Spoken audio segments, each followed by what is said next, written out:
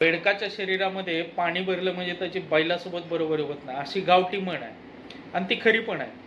म्हणजे बैलाएवढी ताकद कधी बेडकाला येत नसती आणि ती सांगायची पण गरज नसते. तसं आपल्या देशाचे पंतप्रधान विश्वगुरु भारत म्हणून जगभर भाषण करतात, ट्रेड डील सक्सेसफुल केली म्हणून सांगतात.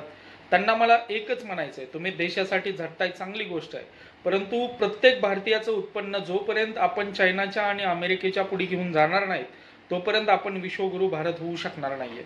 कारण आज एक पर कॅपिटा इन्कम म्हणजे प्रत्येक भारतीयाचं उत्पन्न जर बघायला गेलं तर आज 2,80,000 रुपये फक्त आहे. तेच की आज बांगलादेश सुद्धा आपल्या पुढे आहे. म्हणजे बांगलादेश फक्त एक नंबरनी खाली आहे. एकूण जगाच्या 209 देशापैकी आपण 164 नंबरला आहेत आणि आपल्या वरती श्रीलंका आहे. श्रीलंकेचं पर कॅपिटा इन्कम 4 लाख रुपये आहे आणि आपलं 2,90,000 आहे.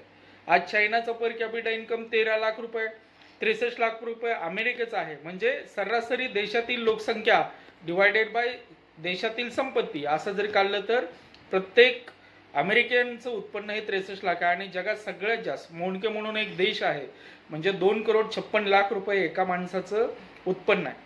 आता या देशांना गाठण्यासाठी किंवा ह्या देशाच्या पुढे जाण्यासाठी आपलं आयात जे आहे ती कमी केली पाहिजे, निर्यात वाढवलं पाहिजे. हा साधा सिंपल नियम आहे. परंतु कुठल्या तरी फाईलला घाबरून, कुणाला तरी घाबरून आपण कसले करार करतोय जेणेकरून त्याच्यात शेतकरी उद्ध्वस्त होतोयच, पण भारत सुद्धा उद्ध्वस्त होणार आहे हे सांगायची गरज आहे आणि प्रत्येक भारतीयाने हा आवाज उठवला पाहिजे.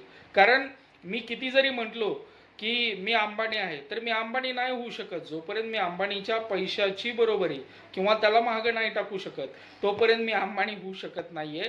त्याच प्रकारे आपण कितीही आपण गाजावाजा भाषणावर केला तरी पर कॅपिटा इन्कम जोपर्यंत वाढत नाही तोपर्यंत आपण विश्वगुरु